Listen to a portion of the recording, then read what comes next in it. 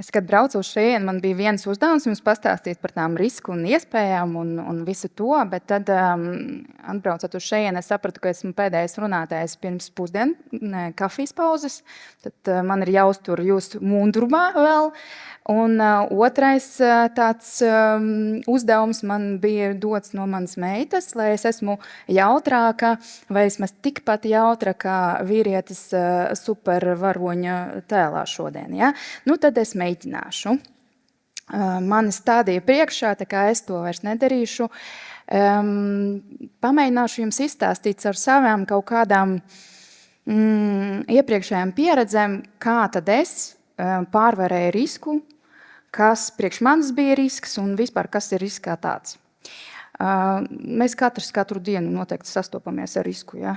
Man šodien uzdevums numur 1, pieceļoties no gultas, bija izvēlēties, ko es vilkšu, ja? Un tad es izvēlējos augstspēžu kurpes. Ja? Risks numur 1, ka es pakritīšu tur kāpjot pa kāpnēm. Bet es to uzņēmos, jo es gribēju redzēt, kā izskatās tās sejas tur aizmugurē. Ja? Un to es arī ļoti veiksmīgi tagad daru. Es ceru, ka katram no jums tas risks nebūs tik ļoti sarežģīts, ko pieņemt, bet man tie uzdevumi bija diezgan sarežģīti. Viens no sarežģītākajiem tik tiešām bija karjeras maiņa. Un šeit mani kolēģi runātāji arī šodien pastāstīja par savām iespējām un tām maiņām, kas viņam bija. Es pastāstīšu par savējām. Es sāku pasniegt dejošanu jau skolā, 17 gados. Iesaku jums to darīt arī, nevis tieši dejošanu pasniegt, bet vispār kaut ko darīt jau maksimāli agri, jo jūs no tā noteikti gūsiet pieredzi. Tad es pabeidzu maģistrus RTU. Jā, un nodomāju, ka es tagad iešu strādāt biznesā, jo es tagad esmu diplomēts loģists, un es to arī darīšu visu savu dzīvi turpmāk, un viss man būs labi. Aizgāju uz tādu uzņēmumu Circle K, jūs noteikti zinat viņu. Man ļoti patika, viss bija ļoti superīgi, un tad es izdomāju tā, labi, tagad es esmu jau visu iemācījusies tajā loģistikā, gribētu tagad pastrādāt ar IT. Ja? Ar IT šodien arī. Neskaitāmas reizes jūs jau dzirdējāt. Aizgāju uz Accenture, strādāju par konsultantu, ļoti tādu ievērojamu. Ja? Un tad man pazvanīja no skolas. Un saka, klausies, ir piedāvājums, vai tu negribētu būt par direktoru? Es tā noliku klausuli, te pasmējos, protams, nē. Bet tad es sāku domāt par to perspektīvu vispār. Ko es iegūšu, ja es iešu uz to skolu strādāt par direktoru, un ko es zaudēšu, ja es to lēmumu, ja es to iespēju nepieņemšu. Un te, jā, principā, kā jūs domājat, no kā baidās 61% no cilvēkiem vispār, principā? Retorisks jautājums, jo neviens nebļaus. No riska un riska pieņemšanas tādu lēmumu, ja? Ko tad man darīt tagad? Ja? Un mudinu jūs, kad jums ir kaut kāds tāds nezināmais, ko jūs gribat pieņemt vai nepieņemt, paskatīties no citas perspektīvas. Ja? Vienmēr tad, kad spēlētājs spēlē futbolu, tad tie, kuri sēž uz divāna vai tribīnēs, labāk zina, kā tur tam spēlētājiem jāmet tā bumba. Bet tad, kad tas spēlētājs spēlē, īsti tur viņam nav redzama visa tā kopbilde. Tad es jums iesaku paskatīties uz katru to riska situāciju no tādas perspektīvas. Kas ir perspektīva? Noteikti šādu kaut kādu dialogu jūs ar saviem vecākiem esat izrunājuši, ja?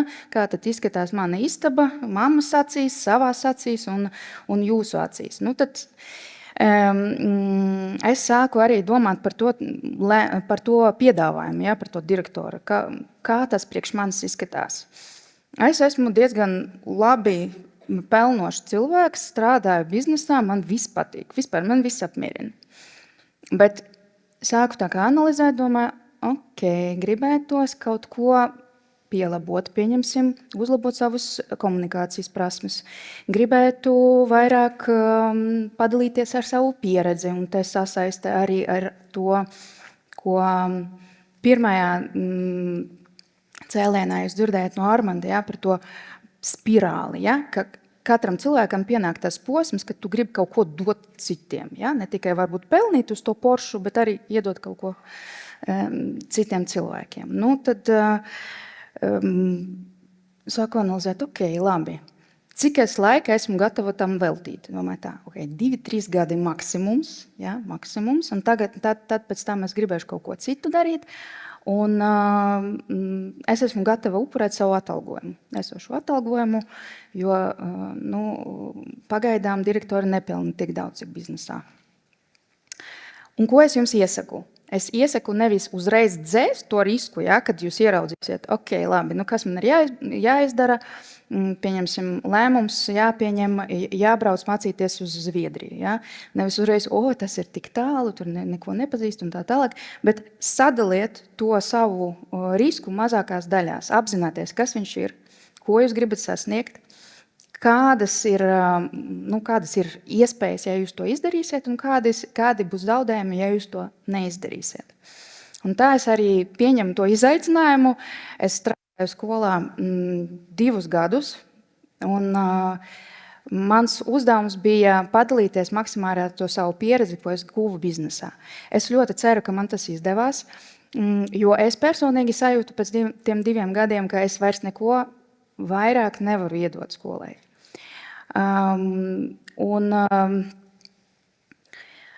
Tas ir arī tas, par ko es tālāk gribētu pastāstīt par tādu, noteikti jums lielāko daļu būs jautājums, kāpēc es vispār? Kāpēc? Biznesā bija un viss bija labi.